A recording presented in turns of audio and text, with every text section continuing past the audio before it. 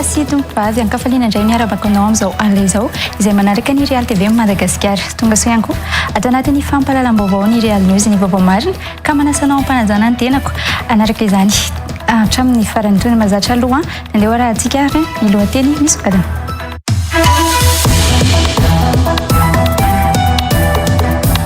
Fifanarahana manambaka, fifanarahana tsy ara-drariny, fifanarahana manandevy malagasy, ny fifanarahana ataon'ny JIRAMA tamin'ireo orinasa mpiara-miasa aminy tao anatin'ny 7 taona nanomboka tamin'ny taona 2024 raha nitatitra vonjy-maika amin'ny fanadihadiana momba ny JIRAMA ho ipetra kotoniaina androany. Ho avoakan'izy ireo ihany koa aza ny anarana sy ny orinasa iasan'ireo mpampiorohoro manoloana ny fanadihadiana atao momba ny JIRAMA amin'izao raha mbola mitoy ny fampiorohorona ho ihany ireo avy amin'ny vomera parlementaire momba ny orinasa JIRAMA. Biby izany ny vahoaka malagasy tsy mbaina toy izao. Io ny fanontaniana nataon'ny filohan'ny fanavaozana ny Colonel Mikael Randrianiriny tamin'ny NLEC manoloana ny famatsiana herinaratra ataon'izy ireo. Nampitandrina ary nanome herinandro ny NLEC moa ny filohan'ny fanavaozana ho an'ny famatsiana herinaratra ny renivohitra 3 tantanin'izy ireo toa ny Antsiranana, Toamasina ary Mahajanga. Namono andro ireo ray aman-dreny ny andro ny zanany niatrika ny fanadinana baccalauréat noho izy ireo lavitra trano fonenana raha oharina amin'ny fohy be mpanadinan'ny zanany nefa matahotra ny tsy fandriampahalemana raha nambaran'izy ireo androany. Andro voalohany amin'ny fanadinana baccalauréat. Mbola hitohy ao anatin'ny 3 andro moa ny fanadinana baccalauréat io ho an'ireo mpiadina 7,783 manerana ny nosy. Ny faranatreo ny lalan'i Daniela Yaftine, Manu ary Anjara Fity ho an'ny Our Generation 2024 taorian'ny vokatra tamin'ny stage 1 tamin'ity fifaninanana ity. Mbola noho ny fifaninanana kosa ireo mpanakanto miisa 7 ambiny ka ny alarobia 20 Jolay izao indray no hiatrika ny stage 2 ao amin'ny Avrianosy. Anaraka ny meteo na ny Vinavinan'ny mety toetry ny andro amin'ny rampitsikosay indray ary isika izao.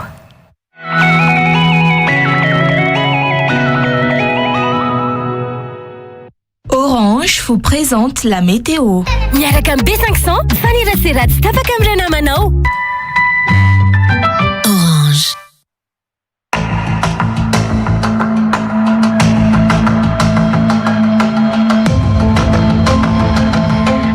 Indray tompoko lasy tompoko vavy no entina erabanantsika rehetra any tokantrano any amin'izao fotoana izao izay torantin'ny fampahalalam-baovao eto amin'ny RealTV Madagasikara makasika amin'ny toetrandrontsika ho an'ny rampitso dia hitohy ho maina aloha zany ny ankamaroan'ny faritra maro eto Madagasikara mbola hitohy ihany koa ny zavona ny vomaraina. Ndahoary ho fantaritsika amin'ny Antsipriana makasika an'izay mety ho toetry ny andro izay dia arak'izao hitantsika izao dia vinavinana isy aloha zany izay zavona izay ny vomaraina ho an'ny afovoantany sy ho anareo any Fianaratsoany isava kelikely eny zay ny tolakandro ny aninosy be kosary no anoizantsika an'izay mety ho toetry ny andro izay dia arak'izao hitantsika izao dia ifandimy aloha zany ny rahona sy masoandro ka mandina ny 20 hatramin'ny 30 degré Celsius ny maripana fandraiky amin'izay afaratoka kosary iverenasika ireto vatra sy saminy eto Madagasikara ireto dia ibalika mihitsy ny masoandro ho anareo any Toliary ny any Mahajanga sy ny any Sainte Marianne raha ifandimy kosa nefa ny rahona sy masoandro amin'ny fatra sy saminy eto Madagasikara. Toy izay ary raha ny tsara fantatry makasika ny mety ho toetry ny andro ho an'ny tapany maraina atony ao anao kosary ny mety ho fiovan'izay ho an'ny tapany ariva raha amin'ny alalan'ny saritany Madagasikara hatrany ary dia arak'izao hitantsika izao dia vinavinana ifandimy aloha zany ny rahona sy masoandro ho an'ny afovoantany ny atao Fianarantsoa ny any Toliary ny any Mahajanga Toamasina sy ny tapany avaratry Madagasikara mbola hitohy izay fiposan'ny masoandro izay ho anareo any Sainte Marianne. Ny maripana fandraiky amin'izay no fantaritsika manaraka dia ho an'ny Fianarantsoa no ahitantsika ny maripana ambandrindra izay mandina ny 30 degré Celsius ary hitantsika kosa ho an'ny any Mahajanga ny maripana ambondrindra izay mandina ny 30 degré Celsius. Toy izay ary raha ny tsara fantatry ny makasika ny mety ho toetry ny andro ho an'ny rampitso angatrano feno ary isika rehetra izay miaraka amin'ny ahitra amin'ny farany ary anasananao hatrany ny fampahalalam-baovao eto amin'ny RealTV Madagasikara mamy fotoanantsika ary ho amin'ny manaraka indray mirarso.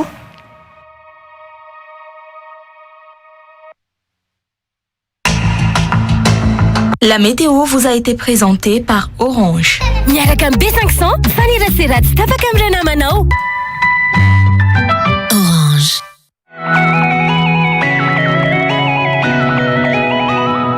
Isaorantsika Miora nitondra izay tsara ho fantatra mahakasika ny vinavinan'ny toetry ny andro ho amin'ny rampitso izay fa mialohan'ny idirantsika amin'ny antsipriam-baovao aloha dia ndeha hiverenantsika ny lohatenim-baovao.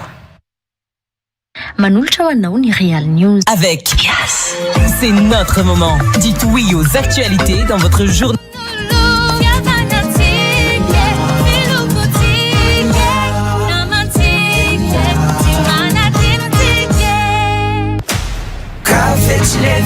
Ny tena café tsy mety lefy. Étoile Color Ita Diogo eo amin'ny Super J en face ny Mafteky na koa amin'ny bâtiment La Bouffe. Étoile Color loko mateza manamora ny fiainanao. Tady varavarana mafy tsara endrika ary maritra avy ianao. Fidio ny Fouadon, ny varavarana visy hazo Fouadon dia matotra rano, tsy idirany bibikely ary matotra masoandro. Misy modèle maro mifanaraka amin'ny endriky ny tranonao. Kalitao, faharetana, atsarana. Si andao hanao vacances Scofield Travel Picarakara Voyage Fantadaza Antsouyalni 038 05 509 32 na 032 03 377 30. Marina Mivantana pâte courte primo dia misy amin'ny endriny spirali ary torti. Misy amin'ny lanjany 10 grammes sy 10 kilao ny pâte courte primo. Primo, manger devient encore plus un plaisir. Pour nos travaux, comme les infrastructures ou les fondations, nous faisons confiance à Global Ciment. Global Ciment, un avenir bâti solidement. Isamarainy, io ny fotoana mamy indrindra ho anay. Tsiromentika ho zaraina amin'ny namana, miaraka amin'ny fondise. Lasa tantara mamy ny fotoana rehetra. Inona votentsika androany? Fondise, Partager une Touraine, c'est encore meilleur. Découvrez toute la gamme de gaufrettes Touraine. Touraine, à croquer, à savourer, à partager. Effraction, cambriolage, agression, protégez-vous. Confiez votre sécurité à un professionnel du métier. Des agents sélectionnés et bien formés vous seront confiés. Fortement équipés, ils seront prêts à intervenir à tout moment. Prime Defense Security, le meilleur allié pour votre sécurité. Alors, partout où vous êtes, étudiez depuis chez vous. Rejoignez la formation à distance de l'UPRIM. Inscrivez-vous à l'UPRIM la plus proche de chez vous. L'inscription peut se faire également à distance. Contact 020 85 215 03 034 11 215 08. Investissez dans une valeur sûre. Choisissez UPRIM. À Polymath, le harcèlement n'a pas sa place. Chaque élève mérite le respect, l'écoute et la protection. Polymath, collège et lycée. 2 campus, un bandit et bypass. Les inscriptions sont ouvertes. Rejoignez l'école de la discipline, de la sécurité et de la réussite.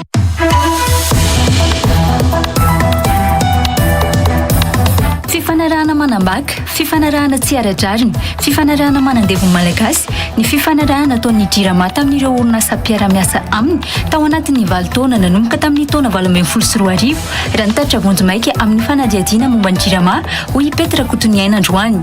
Ho avoakan'izy ireo ihany koa aza ny anarana sy ny orinasa iasan'ireo mpampiorohoro manoloana ny fanadihadiana atao momba ny jirama amin'izao raha mbola mitoy ny fampiorohorona ho ihany ireo avy amin'ny vomera parlementaire momba ny orinasa jirama.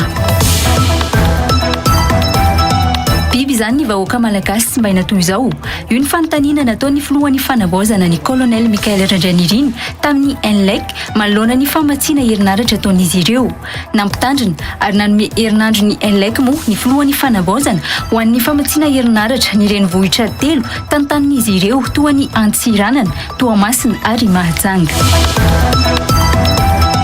Namono andro ireo ray aman-dreny ny andriny zanany niatrika ny fanadinana baccalauréat noho izy ireo lavitra trano fonenana raha hoarina amin'ny fohy be mpanadinany ny zanany nefa matahotra ny tsy fandriampahalemana raha nambaran'izy ireo androany. Andro voalohany amin'ny fanadinana baccalauréat. Mbola hitoy ao anatin'ny 3 andro moa ny fanadinana baccalauréat io ho an'ireo mpiadina 7 sy 500 sy 3 arivo sy 3 alina sy 3 hetsy manerana ny nosy.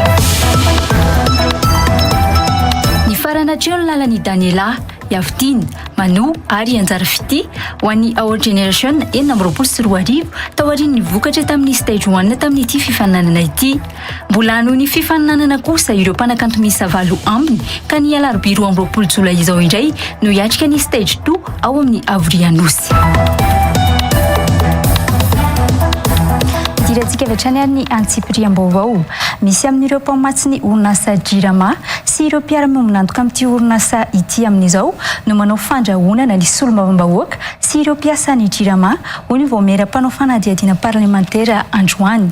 Manam-porofo io zava-misy io fa misy tsy mazava ny ao anatin'ny fiaraha-miasan'ny jirama sy ny sehatra tsy miankina hoy i Petra Kotoniaina. Fifanarahana manandeha vahoaka no sady tsy mitsinjo ny vahoaka mantsy no misy amin'ny fifanarahana eo amin'ny jirama sy ireo sehatra tsy miankina ireo, indrindra fa ny fifanarahana amin'ny orinasa tsy miankina ao Antsiranana mahakasika ny famokarana herinaratra hoy ihany Petra Kotoniaina androany nandritra ny tatitra vonjy maika mikasika ny fanadihadiana parlementaire nataon'ny voameram-panao fanadihadiana parlementaire teny Tsimbazaza. Mitatra izay Tozy Rabefatra sy Andry Rabesotra. Fifanarahana manambaka sy manandevy ny vahoaka malagasy ny fifanarahana ny fanaovana ireo sehatra tsy miankina sy ny jirama mikasika ny famokarana herinaratra eto Madagasikara, indrindra ny ao Antsiranana hoy ny filohan'ny voameram-panao fanadihadiana parlementaire Petra Kotoniaina androany. Ny contrat zay ny fanaovan'ny jirama tamin'ireo privé de raha sorona amin'ny fomba mahisy de contrat magnambaka, contrat sy ara-drarina, contrat magnandevo zay. Tsy misy fitsonjovana ny vahoaka mantsy ireo fifanarahana ireo fa ny fitadiavana tombotsoa manokana ho iantry ny voameram-panao fanadihadiana parlementaire mikasika ny jirama. Fizarevana ny tombotsoan'ireo olona prestataire reo zany any tena misongadina. Ireo sy miankanareo rehefa zarevana amin'ny quantité zany, ny quantité ny énergie ilaitsika de mahatratra any amin'ny 20 isan-jato ny filana zany amin'ny énergie reo no mamokatra anazy. Kanefa ny fifanarahana aminazy nefa zany de tena azo lazaina tsy misy tombotsoa ny firenena malagasy. De io zany no mahatonga ny fitotonganany jirama. Nanaova ny voameram-parlementaire mpanao fanadihadiana tatitra manokana ny famokarana herinaratra tao Antsiranana. Rehefa nanao ny fifanarahana io ny jirama sy ireo prestataire reo dia mazava tsara fa ireo no ny prestataire moa zany mividy énergie amireo atsika zany. Amin'ny ankapobeny zay zany tena misy zao fa efa visy be ny hoe location de groupe fa ny ankamaroany zany de mividy groupe ana énergie amireo atsika. De mazava tsara fa reo no miantoko any gasoil. Ohatra ny ka ny Antsiranana ny tena raisika eto. Nambaran'ny Petra Kotoniaina fa ny voalohany volana Oktobra 2024 no natao soniny ny fifanarahana tamin'ny orinasa izay mpamokatra herinaratra tao Diego izay tokony aharitra roa taona. Ny 20 Oktobra 2024 nefa dia efa nanao ny VAOVAO nanova ny fifanarahana ny orinasa tao Antsiranana izay niara-niasa tamin'ny jirama hoy ihany Petra Kotoniaina. Nambaran'ny ity solombavambahoaka ity nefa fa raha ny orinasa io no tokony mividy ny solika ampiodina ny famokarana herinaratra tao anatin'ny fifanarahana izay natao tany am-piandohana dia novaina ho lasa ny jirama no sady mividy ny solika famokarana herinaratra no sady mbola mividy ny herinaratra any amin'ny orinasa tsy miankina io. 1er Oktobra atao ny contrat ireo miatoko zala 4 Oktobra angamba zay 15 amin'ny taona iny ihany efa manao VAOVAO le prestataire lasan'ny jirama no miatoko ny gasoil. Tsy miova ny vola alohan'ny jirama.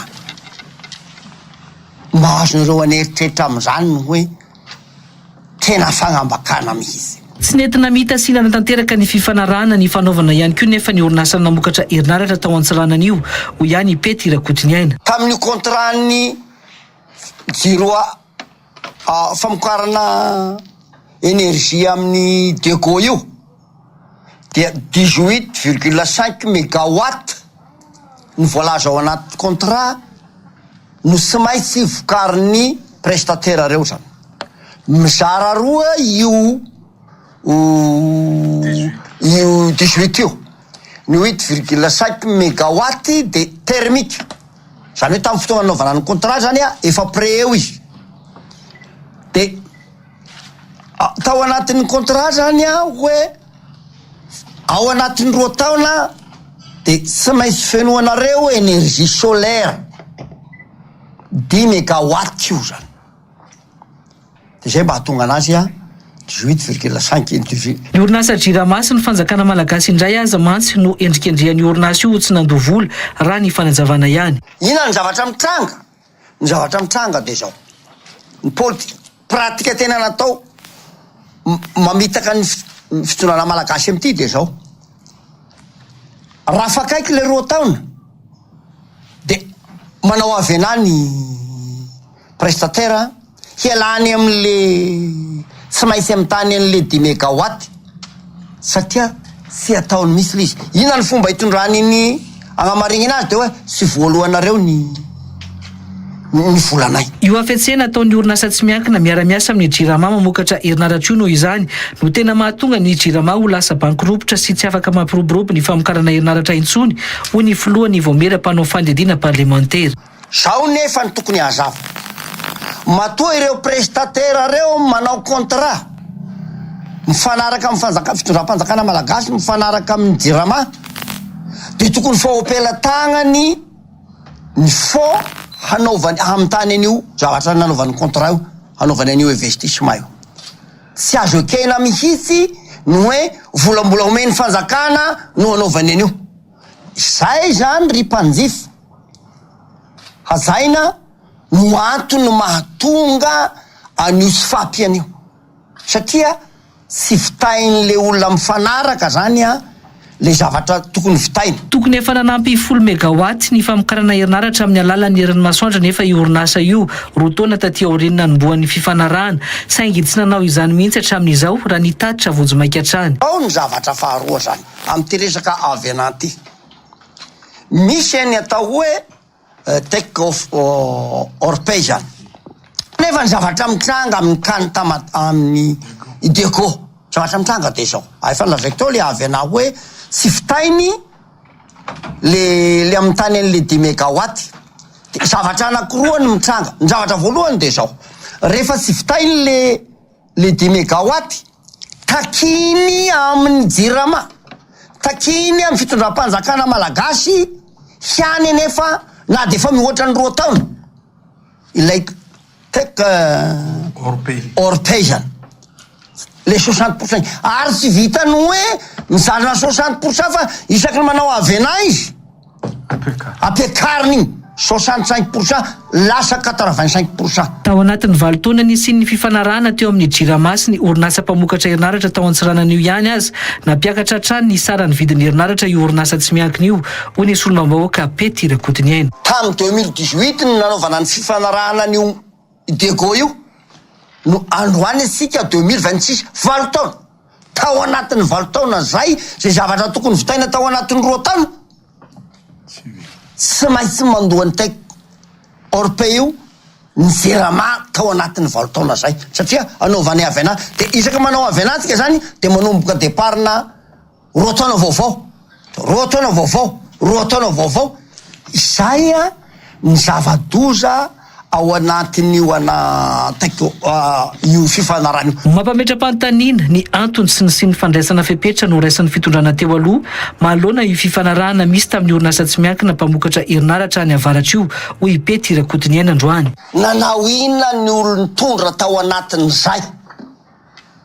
Nareo de mino fa tsy mahalala ny zavatra sy rariny io manandevo ny mpitondra tagnatin'izay. Inona ny nataony?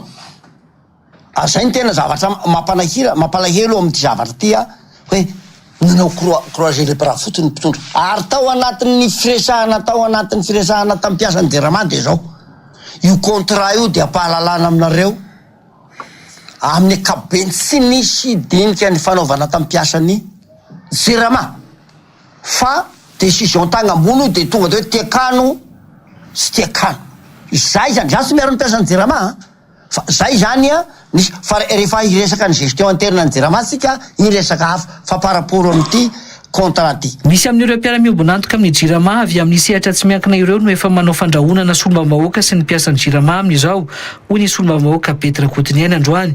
Nampitandrina azy ireo anefa androany ity solombavam-bahoaka ity. Fa ny afatra mba ho lazaiko aloha ho anareo prestataire satria niteny taminay teto a fa hoe misy famagnorihoro anareo, misy famapatahitra anareo.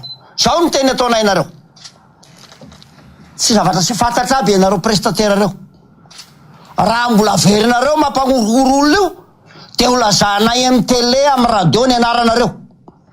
Ho lazainay amin'ny télé ny toeram-piasanareo. Misy ny société anareo. Ary matoa anareo manorohoro, de fa milaza ny vahoaka malagasy zany fa misy zavatra tsy mety izay nataonareo. Zay zahay tsy maintsy manao an'ity ho an'ny tanindrazanay, ary zay manome tokony vahoaka malagasy tsy maintsy ataonay jusqu'à farany ty.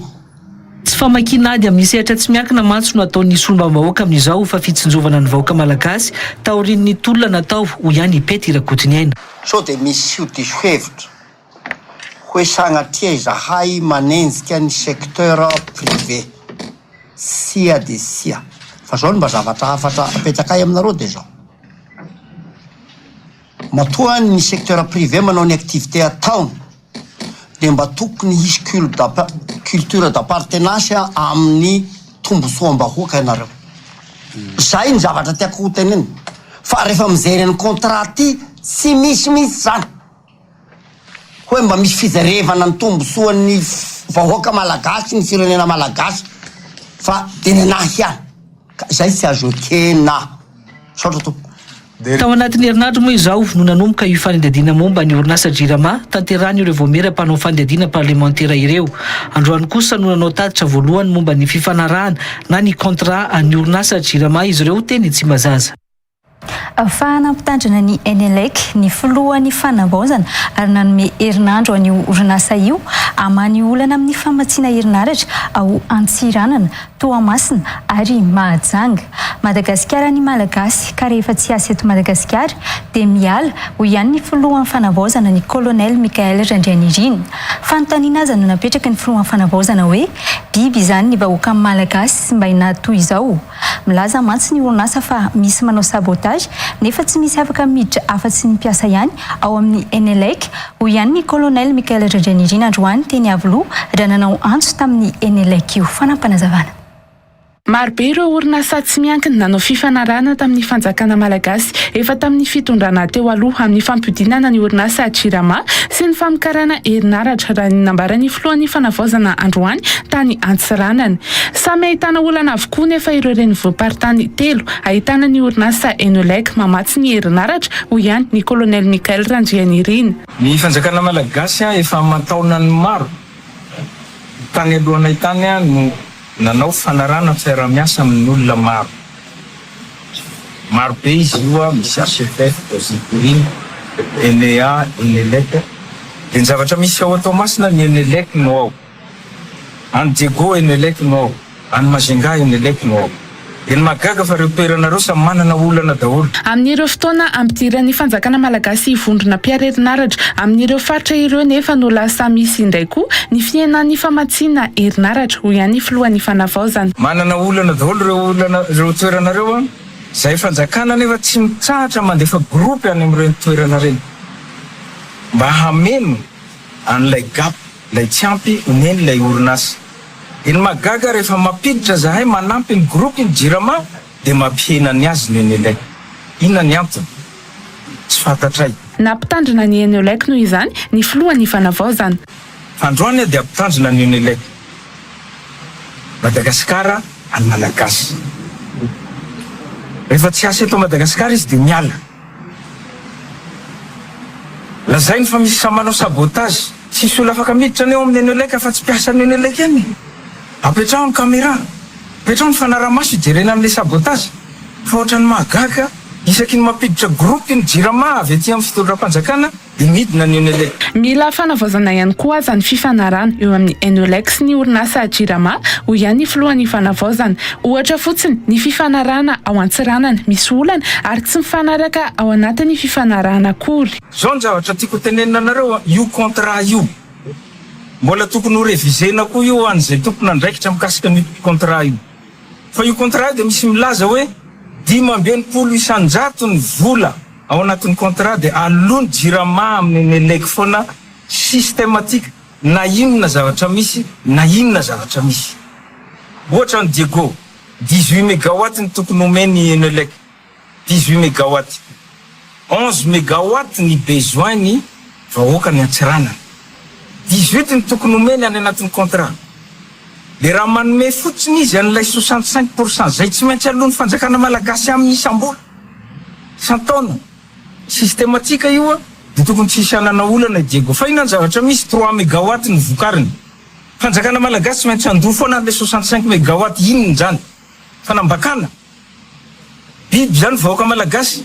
Sy mba hanao ohatr'izao. Herinandro moa no nomeny filohan'ny fanavaozana ny Enelec amin'ny olana ny herinaratra io. Mampitanjona eto farany manome andro vitsivitsy herinandro teny Enelec raha tsy tafaveriny Diego. Tomasina Mazenga mahita izy. Isan'ireo fananaova ny filohan'ny fanavaozana Kaparto Tomasina nandritra ny fidinana ifotony nataony tany toerana ny 7 ka hatramin'ny 12 Jolay lasa teo moa io olona ny Enelec io. Tamin'io fotoana io nilaza ny ministry ny angovo fa mifarana ny alatsinainy 13 Jolay ny délestage ao Tomasina saingy ny andro ny alatsinainy io ihany nefa dia efa niarany fahatapahan-jiro nandritra ny ora 9 i Tomasina.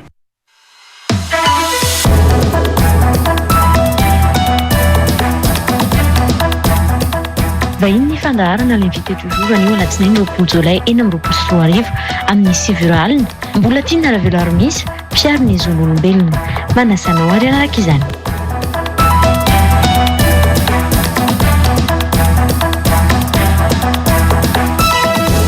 Araka izany dia ao aorian'ny fampahalalam-baovao amin'ny 7 alina no anarahana ho an'iny fandaharana l'invité du jour izay miaraka amin'ny mendrika Razafindratsi mahiny fa ho tohizantsika ihany alohan'ny fampahalalam-baovao. Ny taranja filozofia no nanokafan'ireo mpiadina ny fanadinana baccalauréat andro any maraina andro voalohany amin'ity fanadinam-panjakana ity. Sarotsarotra ny niatrehana ny andro voalohany ho ireo mpiadina sokajy littéraire raha toka nilaza ireo mpiadina scientifique fa tao anatin'ny noeritreretina ny lazahadina nivoaka ho an'ny androany io. Miisa 7 sy 3 sy 3 alina sy 2 hetsy ireo mpiadina baccalauréat manerana nosy miatrika fanadinana ho an'ity taom-pianarana 5 sy 2 4 sy 2 ity raha ny antotanisa avy amin'ny ministera ny fampianarana ambony sy ny fikarohana ara-tsiansa mitatra izay Valsoa Andrianirina Ezekia Hermalala.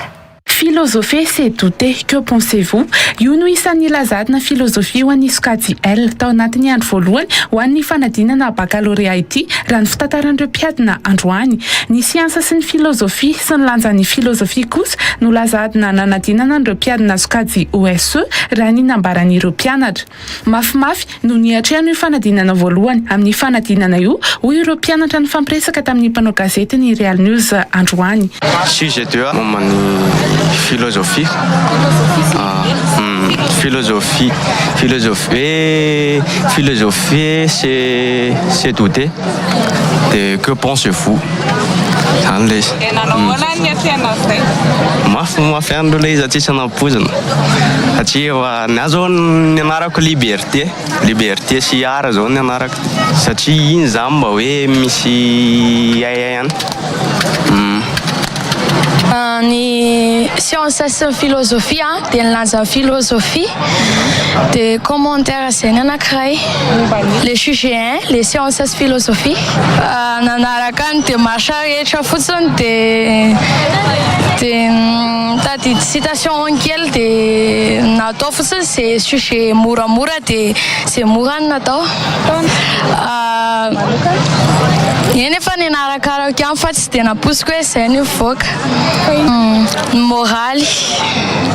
Ny lazadina mikasika ny filozofia sy ny art sy ny olombelona sy ny fiarahamonina ary ny lanjan'ny filozofia sy ny siansa kosa no azon'ireo mpiadina tao anatin'ny sokajy siantifika raha ny nambaran'izy ireo.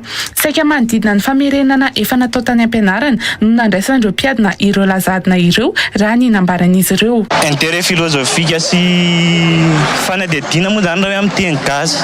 Intérêt philosophique sy zay saka science efa toka efa nanomana citation fanaraka tamin'izay tsara efa ny sujet ny série S zao ny resaka momba ny art dia ny sujet 2 l'homme izy teo l'homme et la société dia ny sujet 3 science et la philosophie nga efa nieritreretina ihany le izy dia eo ihany série S ka les sujets efa mitovy an'ilay natao tany am-pianarana ihany.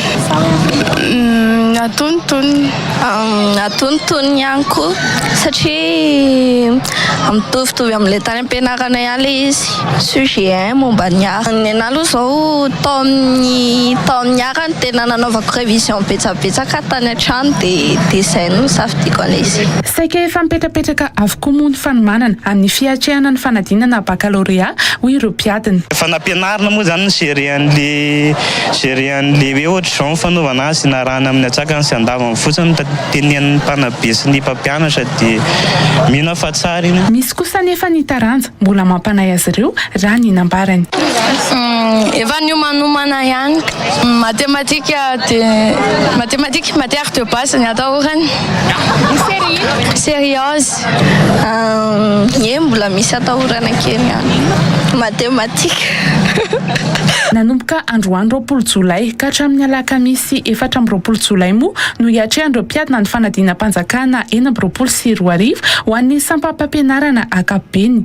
Miisa 730 sy 500 sy 3 sy 3 alina sy 0 hetsy kosa ireo mpiadina manerana nosy raha ny antotanisa avy amin'ny ministeran'ny fampianarana ambony sy ny fikarohana ara-tsiansy. 10 taona zandriny indrindra amin'ireo mpiadina ary 17 taona kosa no zokiny indrindra izay mpiadina any Fianaratsoa raha ny tatitra hatrany. Mbola anohy ny adina baccalauréat kosa ireo manaraka ny sokajy teknika amin'ny herinandro ambony io. Fa ho amafisina ny fanaraha-maso sy ny fiambenana ataon'ireo mpitandro ny filaminana amin'ireo ivitoeram-panadinana mandray ny baccalauréat hoy ny ministry ny filaminam-bahoaka androany. Ho ampitomona ihany koa ny isan'ireo mpitandro ny filaminana isahana io fiambenana io. Misy tamin'ireo ray aman-dreny moa no nisafidy ny hijanona eny amin'ny manodidina ny ivitoeram-panadinana misy ny zanany no ny alavirana sy ny tahotra amin'ny tsy fandriam-pahalemana raha ny nambaran'izy ireo. Valsoandry Nirina, Ezekia, Ery Malalatrany. Andro voalohany amin'ny fanadinam-panjakana baccalauréat misy amin'ireo ray aman-dreny ny mpiadina no nisafidy ny hijanona eny amin'ny manodidina ny ivitoeram-panadinana raha ny nambaran'izy ireo nandritra ny fifampiresana tamin'ny mpanao gazety ny Real News androany. Saika avy lavitra avokoa ireo ray aman-dreny nitondra ny zanandreo ka antony nanaovana io safidy hijanona eny amin'ny manodidina ny ivitoeram-panadinana toa ny reto ray aman-dreny teny amin'ny lycée Nansana ireto. Zahay avy any Tomadinika dia ateny centre ny zanako.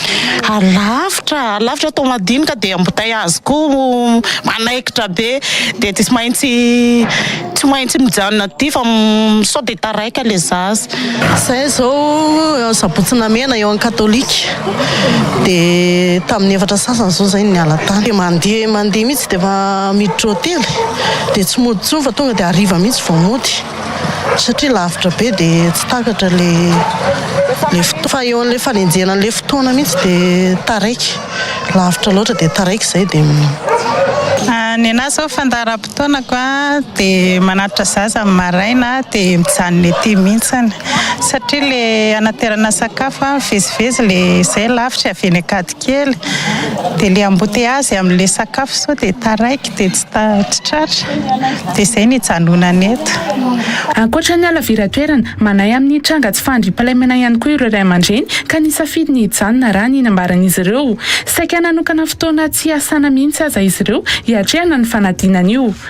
Examen en plus koa le alajaza manaikitra be koa amin'izao ry zalahy te handrapaka ny zanak'olona dia tsy maintsy arahana hatrany farany mandrapahavita ny examen. Dia tonga dia mitondra sakafo tamin'ny 5 maraina zao zahay niala tany dia hariva amin'ny 5 koa vao miala aty. Le tsy fandriam-pahalemana mihitsy dia tsy milamina le saina hoe holozana le zaza dia ho ajanona aty dia tsy milamina saina dia alao arahana mihitsy dia miara-mody. Dia zay foana zany ritmanareo amin'ny herinandro. Zay mihitsy ny ritminay. Anjara asan'ny mpitandro ny filaminana moa ny mitandro sy miantoka ary manamafy ny filaminana eny amin'ny fitoeram-panadinana ireny indrindra ao anatin'izao vanim-potoana ny fanadinana izao hoy ny ministry ny filaminam-bahoaka nandritra ny fidinana ifotony nataony teny amin'ny fitoeram-panadinana lycée Nansana androany. Efa anatin'ny asan'ny fitandrona filaminana foana ny ataoko hoe sécuriser andreo le laza adina ny fizotrany ny fandehanany indrindra fa ny filaminana amin'ny ankapobeny dia hatreo zany aloha tsy hoe zava-baovao le izy fa fanamafisana mba ialana amin'ny ataontsika hoe fanararotana. Nisy araka izany ny fampitomboana ireo mpitandro ny filaminana miasa ao anatin'ny fiatoana ny fandriampahalemana eny amin'ny fitoeram-panadinana izay raha ninambaran'ny ministra hatrany. Ny fampitomboana aloha tsy maintsy misy ny fampitomboana satria tsika miatrika ny fotoana sala amin'izao tsy maintsy atao zay fandaminana ny zavatra rehetrarehetra fa tsisy tokony atao ampirororosaina akory angambana satria efa eto zay. Tsy misy fanakotabaina ny fanaovana fanadinana mihitsy fanaraha-maso fitandrona filaminana fa ty ivelany. Ny tety ivitoeram-panadinana samihafa toa ny teny amin'ny CEG Alasoura, lycée Nansana, lycée Faravohatra ary tao amin'ny LMA Ampefilomo ny ministry ny filaminam-bahoaka Androany Maraina tao anatin'izay fandrindrana sy fandaminana amin'ny fiatriana ny baccalauréat izay. Fa eo amin'izay fanadinana baccalauréat izay hatrany hafa ho antoamasina kosa indray isika lasa 450 ny fitoeram-panadinana baccalauréat ao amin'ny fatra Antsinanana sy Alotra Mangoro raha 50 tamin'ny taondasa raha nitatitra avy any antoerana. Lasa misy ivitoerana mantsy any Full Point, Anjiro, Mandialaza ary Ambotrarivo raha tsy maintsy nakany Toamasina sy Moramanga ireo mpiadina tamin'ireo toerana ireo teo aloha. Nosokafana tamin'ny fomba ofisialy tao amin'ny lycée Jacques Rabemananjara moa ny fanadinam-panjakana baccalauréat tao Toamasina ary Vinavinan'ny ivoaka afaka iray volana ny valim-panadinana raha nolazain'ny filohan'ny université ao an-toerana. Lanto Malalasa ondrany Irina RealTV Toamasina.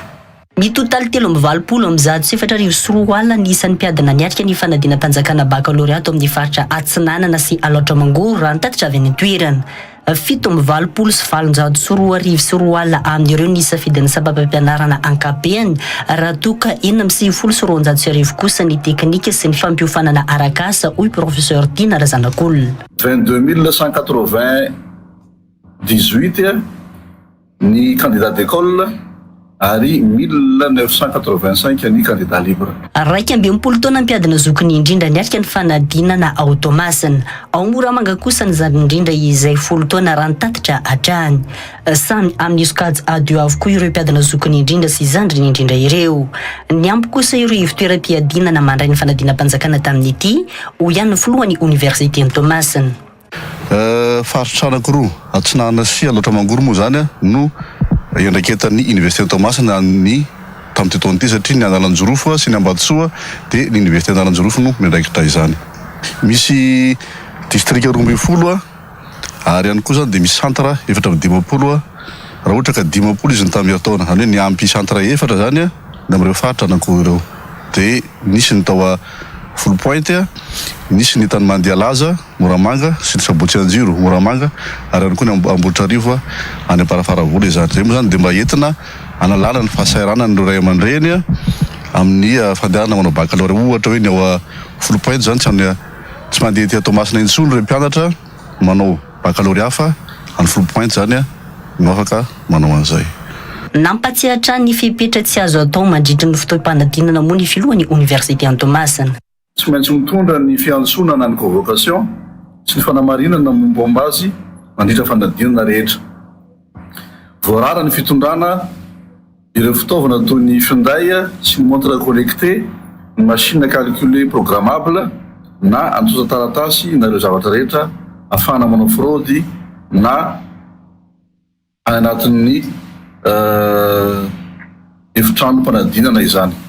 Hoentitra tokoa ny fanaraha-maso sy ny fizavana ka entanina ny mpianatra mba anajo ireo fitsipika rehetra mifehy ny fanadinam-panjakana ary manentana ireo ray aman-dreny mba anara-maso tsara ireo zanany izay analana ny fanadinana. Toy ny mahazatra ihany koa ny famoahana ny valim-panadinana amin'ity taona 2024 ity hoy professeur Tina Razanak'olona. Makasika ny famoahana ny valim-panadinana dia toy ny mahazatra dia ezahana voaka ray volana aorian'ny fanombohan'ny baka izay fanadinana zay ary afaka jerena ao anatin'ilay site ny université bac.tomasina.mg sy ihany koa ny amin'ireo opérateur mobile izay miara-miasa amin'ny université ny Toamasina ihany koa. Tao amin'ny lycée Jacques Rabemananjara moa nanokafana tamin'ny fomba ofisialy ny fanadinam-panjakana baccalauréat amin'ny faritra Atsinanana sy Alotra Mangoro izay nahitana ny préfet ny Toamasina, ny avy amin'ny ministère ny fampianarana ambony, ny solitena avy amin'ny DRN sy ny faritra ary ny mpitandro ny filaminana.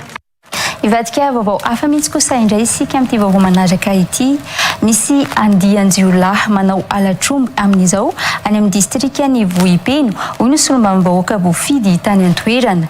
Matetika manso no misy mitaraina overomby ao amin'ity distrika ity, hoy ihany ny nambarany. Ny herinandro lasa teo izao, omby miisa 7 no indray very tao amin'ny fokontany iray ao amin'ny komina Marovandry ary mbola tsy hita hatramin'izao raha nitatra nivoaka ka nanaovana fivoriana miaraka amin'ny mponina any an-toerana sy ny tompona ndraikim-panjakana, hoy ny solombavambahoaka ny Vohipeno. Tatitra izay. Mirongatra ny alatromby any amin'ny distrika ny Vohipeno amin'izao ireo mponina any an-toerana ka isan'izany ao amin'ny komina Ilakatra. Omby miisa 7 no indray very ary tsy hita intsony hatramin'izao raha nambarana isy fokontany ao Ambohy Lava ao anatin'ny distrika ny Vohipeno.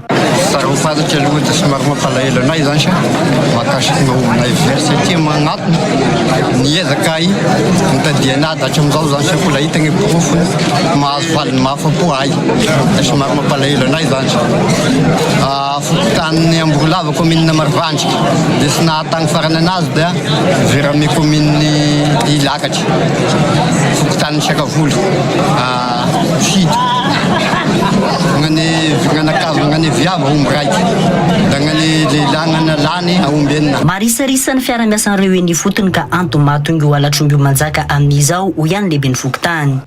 Da naninay izy fa sy tena mahafa-po anay ka fiara-miasa zao moa mbola sy hitanay profo mahafazahoanay valiny mahafa-po aloha magnategna fiara-miasa.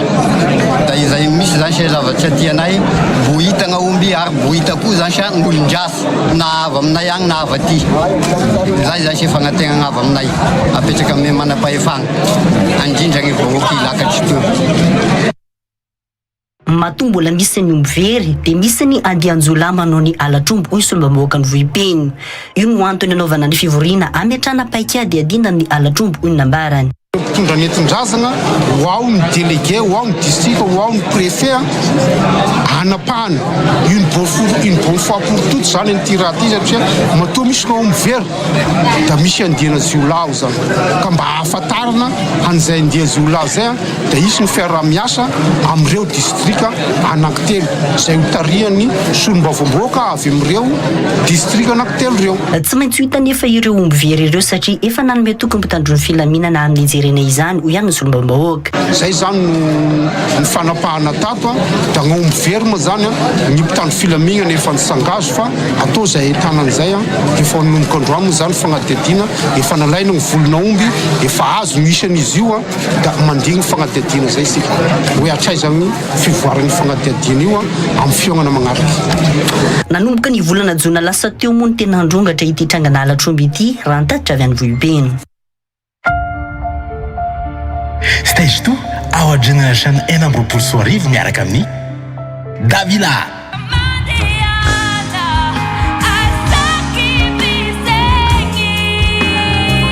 Jessica.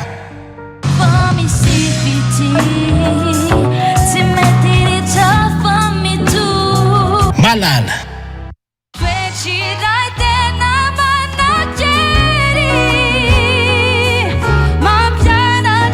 Jaya.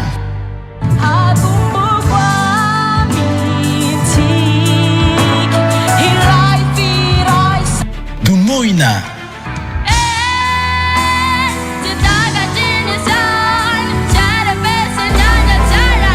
Fenhantra.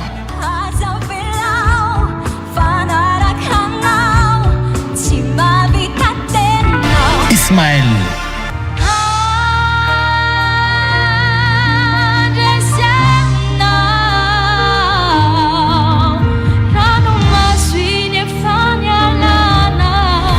Tuki.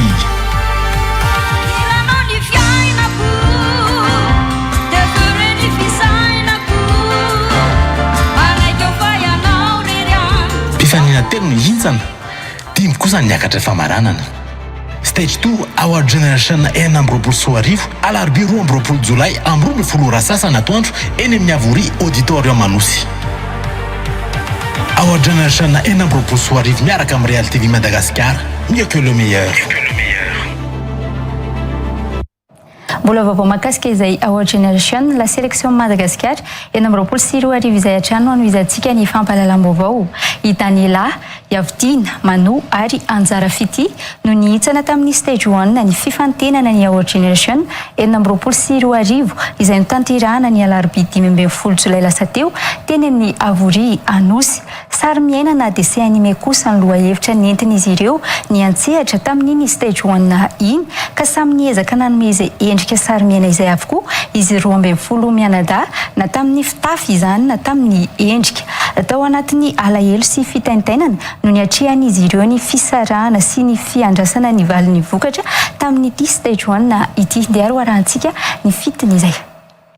Sary miaina na dessin animé no lohahevitra nentina tamin'ity fifanitsanana voalohany amin'ny Our Generation eny amin'ny 24 ity. Saika samy niezaka nampiseho an'izay sary miaina nentina ho an'iseho izay ny mpifaninana 12 mianada. Nisafidy ny Mirabella i Anjara Fity, Moana kosa no nosafidian'i Davila, One Piece i Jaya, Réponse kosa i Domoiny, ary nisafidy ny Odi Manu, nisafidy ny Prince Erika kosa i Doky, Barbie i Ismaël, Jasmine i Malal, Daniela kosa dia nisafidy ny Reine des Neiges, Princesse Sophia i Avidiny ary Cendrillon i Jessica sy Finoandra. Amin'ny mahasary miaina azy izay, nataony fanaraka tamin'ny lohahevitra ihany koa ny hira nentin'izy ireo.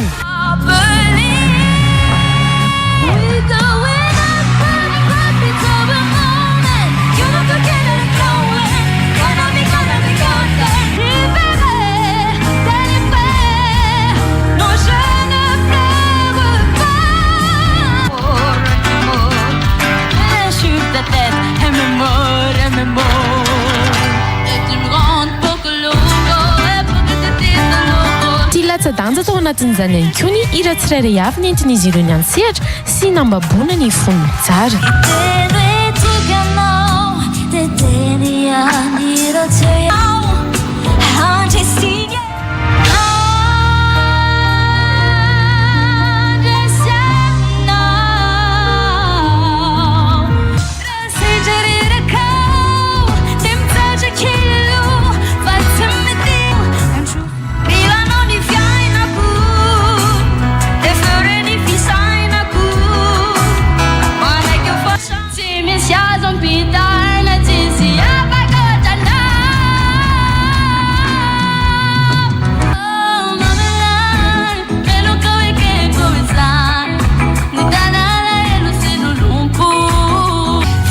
Tendrena avokoa moa ny hiran'izy 12 mianada ireo niaraka tamin'ireo mpitendry efa matianina ny amin'izany.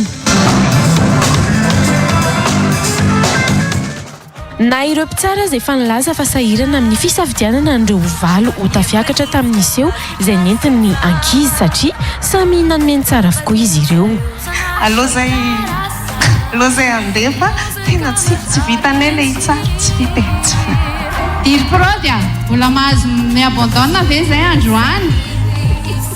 Dia mondra tenena hoe alondrano aloha tsisy mbola tena te hiabandona zay andro. Enina zay ny kandidato efa te hidémissionna sady satria za tsy te hanintsana naray aminareo a. Nampiseho ny kantony tamin'ny fanaovana interprétation na hiran'indra amina ihany koa i Mirara, mamadika ny hiran'ireo sary miaina ireo amin'ny teny malagasy ary mamoaka an'izany antsehatra toy izao.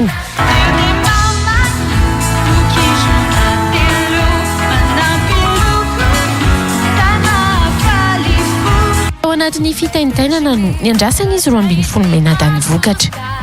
Tsy teo eo amin'ny toeran'ireo mpitsara tsika Miora ao anatin'izay fa soa fa asa izany. Tena marina mihitsy zay to zany satria dia samy manana ny anitra ho azy izy 12 mianada reto sady zay. Efa mpanakanto ny iray farany tafiakatra aminareo 10 mianada dia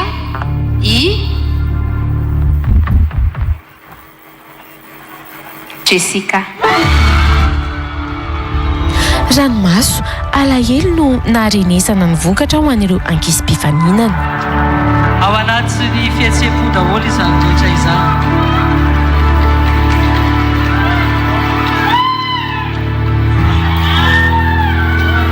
Hatreo aloha izany dia ny efatra menada ho an'ity fifaninana Our Generation eny amin'ny 24 ity. Na izany aza nalaina ny tsara ka ny ankizy rehetra voatery tsy maintsy ivenany amin'ny lofta mantsy izy valomenada anohy ny fifaninanana raha ohatra any amin'ny iray aman-dreniny kosa izy efatra menada.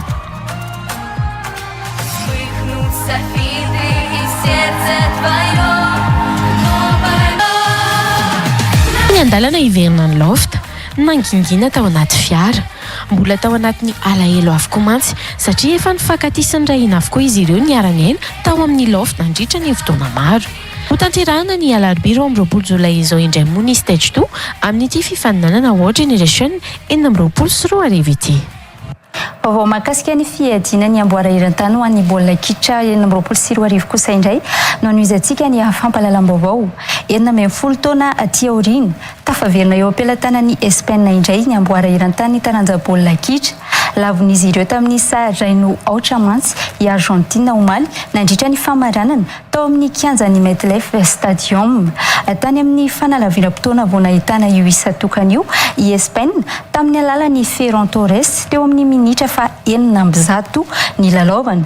Ankoatra ny amboara hitambarana mbola androfin'ny mpilalao Espaina avokoa ny mpilalao mendrika, ny mpilalao zandriny indrindra mendrika tamin'ny fifaninanana ary ny mpiandry tsatoby ny antsiprian'izay entiny Leonardo Andriamparany. Spain no voaositra ho tompon-daka maneran-tany taranja baolina kitra 2024 taoriany fandresiny izy ireo an'i Argentina tompony amboara farany teo amin'ny famaranana omaly. Ny sareno ohatra nandavondra Lamine Yamal andry Messi, baolina tokana tafiditra Ferran Torres tany amin'ny minitra fa 9 nitondra azy ireo tamin'ny fandresina io. Nofeza laroa tanteraka ity famaranana ity ary hatrany amboloany izy ireo nanindry ny Abi Celeste andry Messi. Saika izy ireo foana nitondra ny fanafiana tsara na teo amin'ny fizaram-potoana voalohana tamin'ny fizaram-potoana faharoa raha nianina tamin'ny fiarovan-tena ry Paredes sy Medina. Ny fandimbin'ny tifitra ry Yamal sy ry Olmo sy Rodri fa mailaka be ihany koa i Martinez nanaka nanidaka an'izy ireo. Minitra fa 10 miampy 3 minitra nahazo karatra mena Enzo Fernandez rehefa namely ny Kubarsi. Nanomboka teo vao maika nanjaka ny Espanyol lalao. Tany amin'ny fanalavam-potoana no nahita io baolina tokana io Espaina rehefa naomby ny tetikadiny Luis de la Fuente tamin'ny alalan'ny Ferran Torres mpilalao Barcelona nampitsikobana ny Rato Martinez. Taorian'io voataitra tamin'ny toromason'ny Abi Celeste nisy ny baolina tsara afaka nanasahalany Simeone ny lalao 5 tany ambony valamby. Tara loatra vao nanao ny fanafiana ny Argentin ka tsy navita nanasahala ny izay intsony. Lasa ny Espaina noho izany ny amboara 40 taona taty aoriany taona 14 izay nazahoany izy ireo ny amboara voalohany tany Afrika Atsimo. Retsaivina tany amin'ny fanalavam-potoana ihany koa vao afaka tamin'ny Pays-Bas ny Espanyol tamin'ny famaranana voalohany nataon'izy ireo io ka nazahoana ny akitana voalohany. Tsy nisy intsony ihany koa ny firenena nahavita ny back to back na ny nitahiry ny anaram-boninahitra farany tao aorian'ny Brésil tamin'ny taona 2017 izay nahazo izany tamin'ny taona 2017 sy Italie tamin'ny taona 2017 ary mbola voatahirin'izy ireo ny 2017. Nandritra lalao iny moa Kylian Mbappé no nampiditra ny baolina betsaka indrindra tamin'ny fifaninanana izay natafiditra baolina misa 10 ary izy ihany koa ny mpilalao manana ny zava-bita tsara indrindra amin'izao amin'ny famonona baolina betsaka indrindra ny tantarany mondial izay nahafaty 20 tamin'ny lalao 20 izay nataony tamin'ny fandraisana anjara misa 3 nataony ity lohalarina frantsay ity. Unai Simon kosa no mpiangatsatoby mendrika indrindra izay tsy nisy afa-tsy baolina ireny tafiditra tao aminy. Rodri kosa no mpilalao mendrika indrindra, mpilalao zandriny indrindra kosa i Kurbasi. Mbola eo amin'izay vaovao izay hatrano anoizantsika ny fampahalalam-baovao. Ny tombo avroyeny no tany Qatar ny vola niraisin'ny ekipa na ny Prez Monet tamin'ity fiadiana ny amboara iran-tany taranja baolina kitra 2024 ity. Nitentina araka amin'ny $7,700 amerikanina mantsy ny vola natokany FIFA omena ireo firenena mpandray anjara rehetra nandritra ny fiadiana ny amboara iran-tany taranja baolina kitra. Espaina tompony amboara farany no nahazo ny betsaka indrindra tamin'izany izay mitentina $10,000. Ankoatra io, i Mbappé no mpamono baolina betsaka indrindra izay natafiditra baolina misa 10. I Argentina no nahazo karatra mavo betsaka indrindra misa 13. Tompony amboaran'ny fair play kosa i Pays-Bas. Fanampanazavana. Vola mitentina raika amin'ny fitopolo sy valonjato tapitrisa dolara amerikanina ny vola natokany FIFA omena ireo firenena mpandray anjara rehetra mandritra ny fiadinany amboara iran-tany taranjabolina kiditra. Ny tombo avo roa eny io vola io raha mitata amin'ny taona 2024 izay natao tany Qatar. Ho an'ny Espagne mitentina 50 tapitrisa dolara ny vola azo noho ny fandrombahana ny amboara. 13 tapitrisa dolara kosa ho an'ny Argentin izay tompony amboara lefitra. 20 tapitrisa dolara ny an'ny Anglisy larina fahatelo. 17 tapitrisa dolara kosa ny an'ny La Frantsa izay larina faefatra. Tao anaty lalao enina amin'ny zato natao izay nandraisan'ny ekipa 27 anjara kosa miisa 12 ny isan'ny karatra mena ka isan'ny tena nampitombo io isa io mihoatra tamin'ny taona 2024. Ny lalao tamin'ny Meksika sy Afrika Atsimo teo amin'ny lalao fanokafana izay nisy karatra mena ny isa telo. Miisa 77 sy 200 kosa ny isan'ny karatra mafy i Argentina no nahazo betsaka indrindra tamin'izany izay misy 13. Canada sy Egypte mitovy laharana manana 12, Paraguay misy 9. I Pays-Bas kosa no vitsy indrindra izay miisa 3 ka izy ireo no nahazo ny amboarany fair play. I Kylian Mbappé no mpampiditra baolina betsaka indrindra izay nahafady baolina miisa 10, raha i Messi no larina faharoa nahafady baolina miisa 8, fahatelo kosa i Haaland nahatafiditra baolina miisa 7. Voasongony ity teratany Frantsay ity tao anatin'ny fisehoana intelo 2024, 2024, 2024 no izany zava-bita tsara indrindra tamin'ny famotirana baolina betsaka indrindra tamin'ny tantaran'ny baolina kitra teo amin'ny mondial. Mipetraka eo amin'ny larina voalohany izy izay nahafady 20, 20 ny an'ny Messi, 40 ny an'ny Klose. Ity farany izay tompony zava-bita tsara indrindra hatramin'izay. Ilay teratany Frantsay Olizé kosa nanome tolotra betsaka indrindra nampidirana ny baolina izay miisa 7, raha 4 ny an'ny Ibrahim Diaz sy Bruno Guimaraes. Bizara baolina betsaka indrindra kosa i Rodri izay nahavita nanolotra 7 ka ny 7 tamin'ireo no tonga tany amin'ny olona nanolorana baolina avokoa.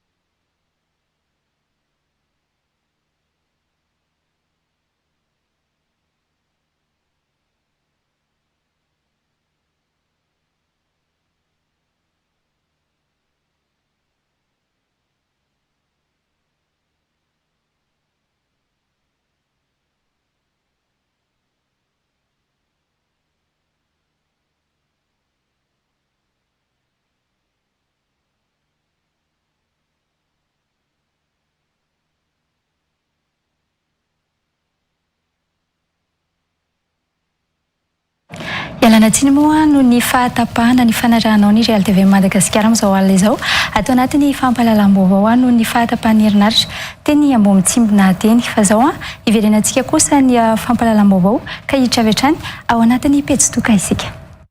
Miarabasika rehetra izay avy tamin'ny haza groupe iriry manoloana anao no izany resaka diagnostika elektronika no horesantsika eto. Ity fiara ipetraka ity zao BM ho ataoko diagnostika ty rehefa avy eo fa milohan'izany ampafitarika anareo vetivety ny daty izay anaovantsika ny fampiofanana amin'ny zao manaraka izao. Ny fatelopolo sy ny faraikam-telopolo ny volana Jolay ary mipakany amin'ny voalohany volana io dia eto Antananarivo tsika manao ny formation diagnostic de base électronique aiza takany mazatra dia ao amin'ny cafétéria SK amin'ny 6-7-8 kosika eva volana out io 6-7-8 ya volana out ya volana bo zany dia ao amin'ny akan gazela Moramanga avy eo zay mandeha kely misitaka makany Mahajanga amin'ny 13-14-15 août aiza ao amin'ny chambre de commerce Mahajanga miomana dolo zany nareo zay maheno zay rehetrarehetra zay andao raha sika vetivety ara ny fanaovana zany hoe diagnostic électronique izany anao an'ilay diagnostic ary sika tena farak'izay sotra ity misy mangamanga mirehatra ity zao lazaiko anareo tsara ito lay antsoina hoe interface ity zavatra ty no tato anatiny ty izy le mbola fony sase le mbola d'origine ity fitaovana ty zay marina fa varo tanay anao diagnostic an'ity fiara ty zao tsika ity fiara ty zao BM X6 dia ifa mirehatra ty dia ity la niteneniko teo hoe Android téléphone mety tablette mitovy ihany moa reo ny tablette somary ngezangeza fotsiny efantatra zao hoe BM X6 izy dia hitra anatin'le moteur ako io zao SIM module de contrôle du moteur cliqueko iny asehony daholo mahakasika an'ilay automobile dia manohy fotsiny tsisy manohy rehefa manohy tsika dia tonga ato am'izay ato am'le fonction dia hiditra zany tsika hoe inona no atao hoe erreur ato anatin'ity fiara ity zany dia tsika hoe inona no tsy mety aminy dia alefatsika rosola iny dia ireo voaka ny saran'ny fampiofanana manao an'ilay diagnostika mandritra ny 3 andro dia 180,000 ariary 180,000 ariary nefa be debe ny zavatra hainao tsy ambaka ny olona tsony ianao amin'ny resaka automobile elektronika izany ireto raha ny laharana finday tonga dia atsonao avy hatrany 038 65 740 00 sy dio ny pejin'ny haza groupe ao anatin'ny Facebook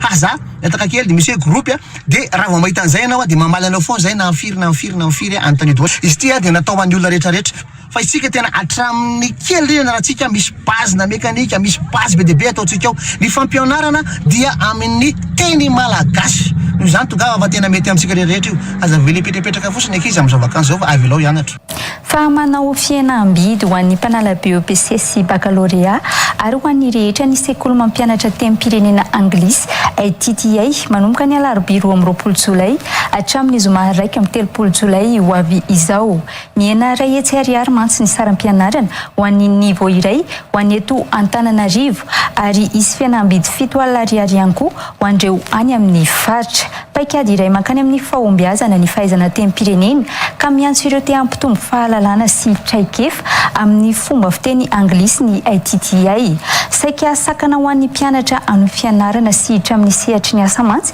ny teny anglisy ka araroty ny fotoam-pialatsasatra tahaka izao ho ny filoha tale generaly ny ITTA fanampanazavana azadinona fa eo ny ITTA Madagascar ifitoerana fianarana teny anglisy zay manana ny maizy azy manana traikefa efa 50 taona ny siany teto Madagascar ary raha maneran-tany 20 am'zato mahery ny firenena ahitavana an'izany fitoerana zany manome diplôme international ho anao ny tiako apetraka dia zao ho an'ny olona nanala BEPC teo afaka ianao arabaina ny tsy afaka dia mbola tenenina hoe misy valeur mila pina na ny afaka na tsy afaka dia tadidio fa mila teny anglisy ary indrindra koa ho andro mpanalabaka amin'izao fotoana zao azakivy toizo tsy mety tratranao io ary tadidio fa rehefa vita zany rehetrarehetra zany aoka ho fantatrinao fa mila valeur fanampiny isika dia ny fahaizana teny vahiny mba tsy ho sakana amin'ny fahafantaranao ny laclé ny antsoina hoe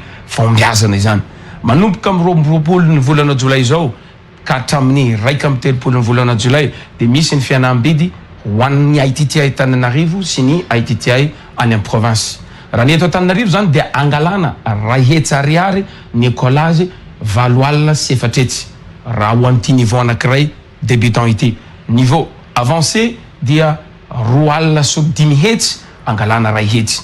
Ho any any amin'ny province angalana 7 alina Nicolazy zareo any. Raha ity izy 3 hetsy ariary angalana 7 alina. Raha ity izy niveau faharoa ity dia angalana 7 alina ihany koa. Ko dia miazakazaka anao satria ny vacances dia tokony hanomananao ny valeur anao mba hiakaranao ka ahafahanao manomana ny lalana tsy maintsy alenao.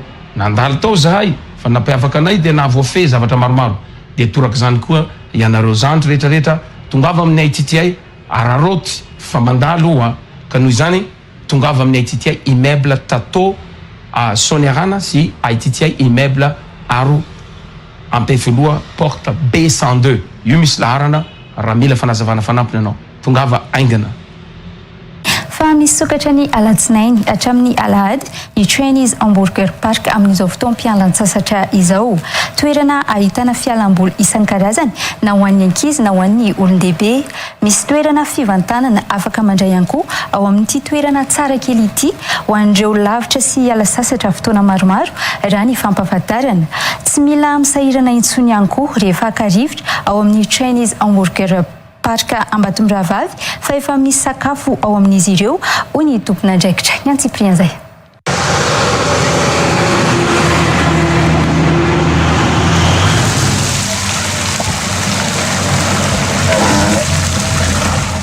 Chinese Hamburger Park dia restaurant spécialité chinoise dia misy activité kely isan-karazany ato aminay amin'ny mahaparika anazy. Piscine bouleau zao tena natokana ho an'ny ankizy mihitsiny fa eo amin'ilay hoe attrache peluche amin'ilay jeu mampiasa jeton io zao ny olon-dehibe ny tena hoe manao ihany koa.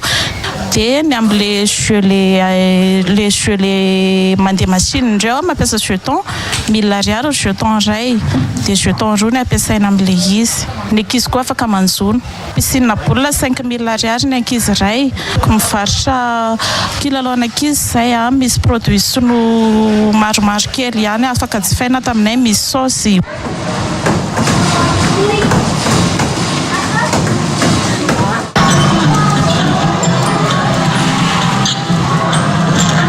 Sakafo ato aminay izay hoe spécialité chinoise izay dia somary gogo kely na sono mihitsy izay dia misy mamimamy. Misy pao ato aminay dia misy tsatsio izay zao tena zay spécialité be chinoise.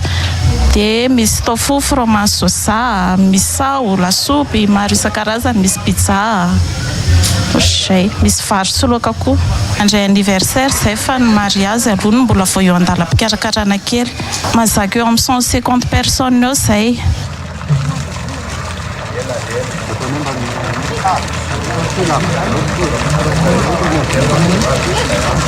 Misy chambre ato aminay, misy chambre familiale dia misy chambre pour couple. Fonenana imersa tosika ny anaran'ilay toerana misy anay izany hoe mandalo kely ny imersa tosika somary mivoaboaka kely mihitsy eo amin'ny 5 km eo dia tonga aty aminay.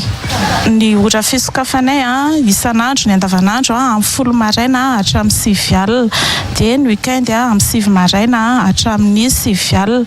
Ato aminay tsisy fidirana manokana fa arakaraka ny activité atao no andoavana vola.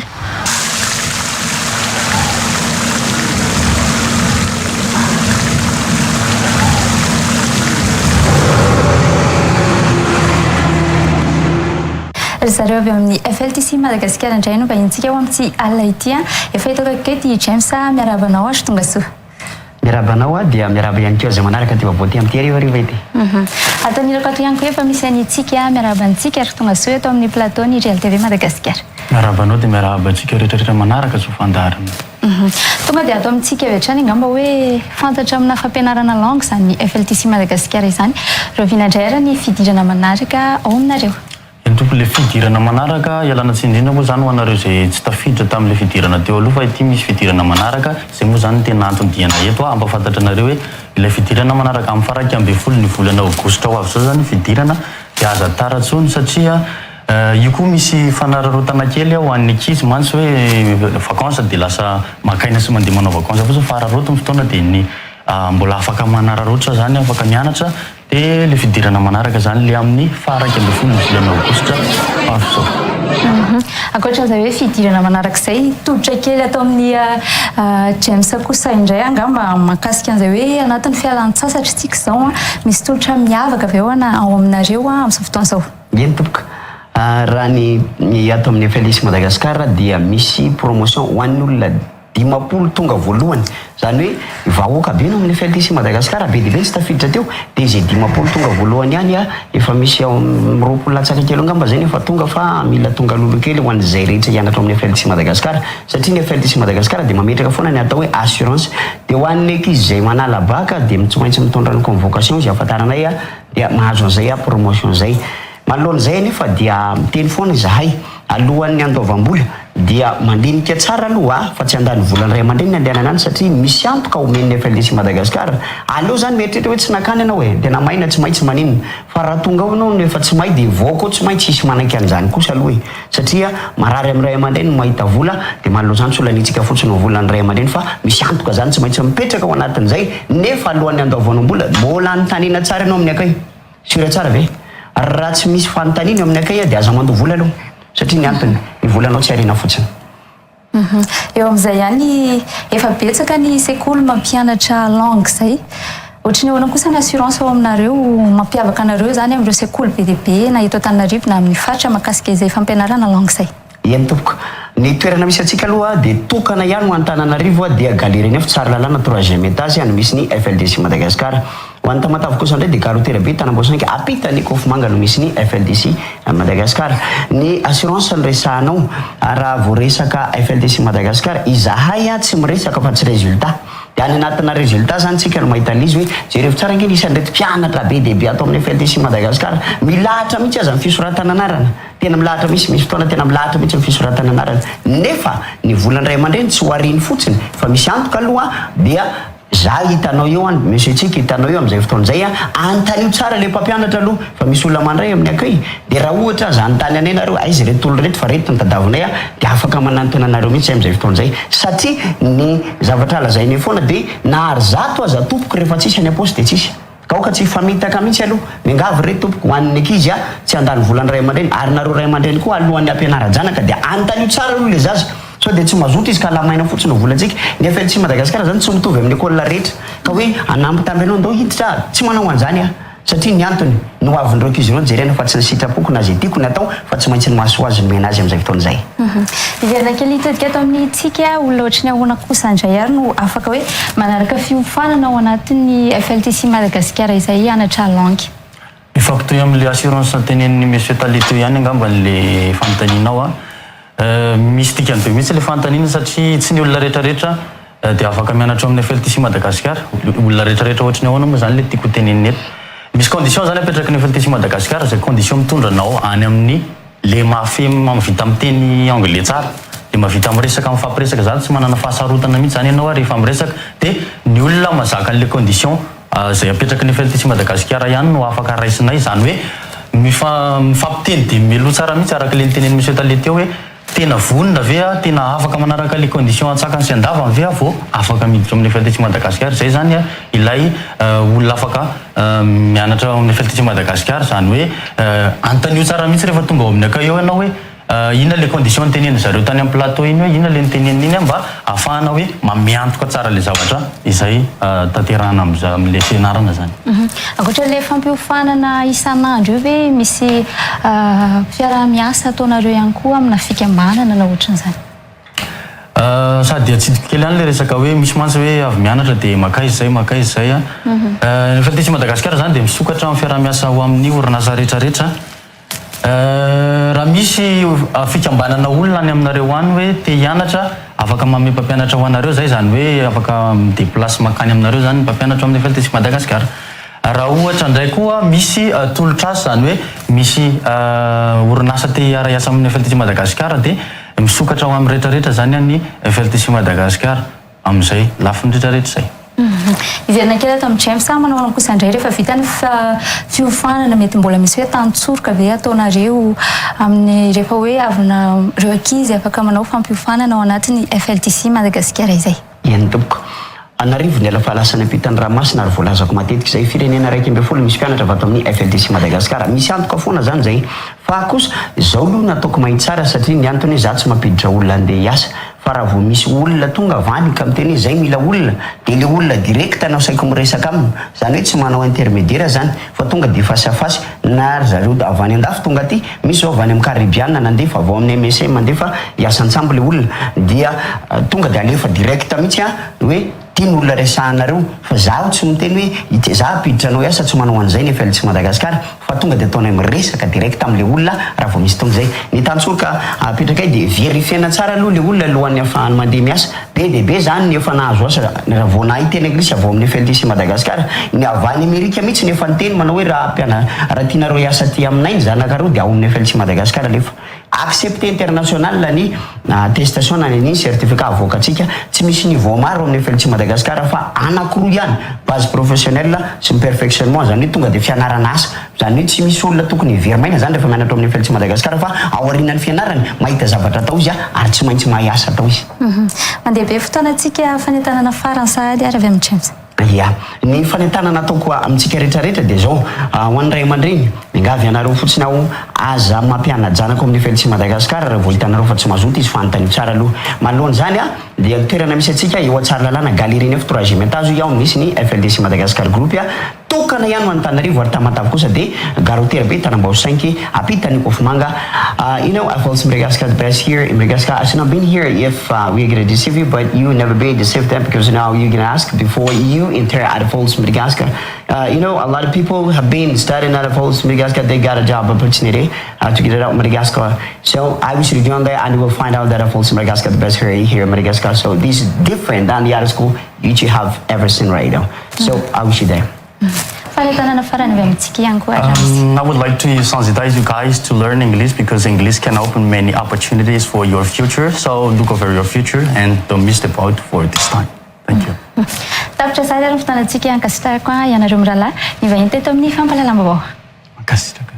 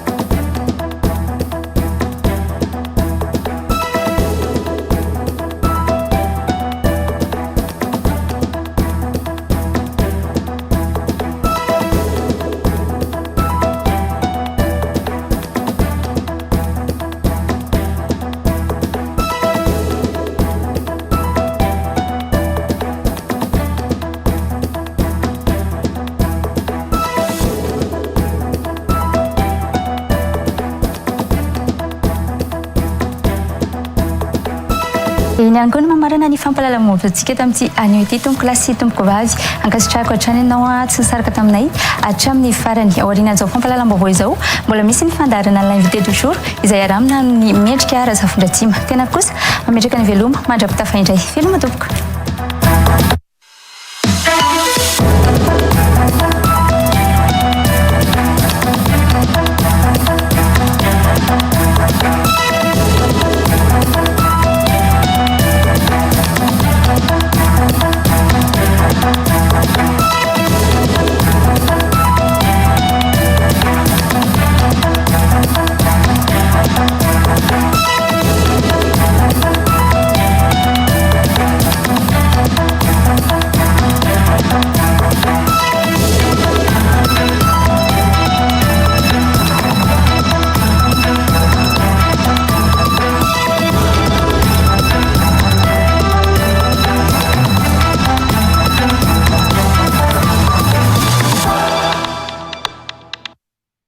Nanolotra ho anao teo ny Real News ny vaovao marina. Avec, c'est notre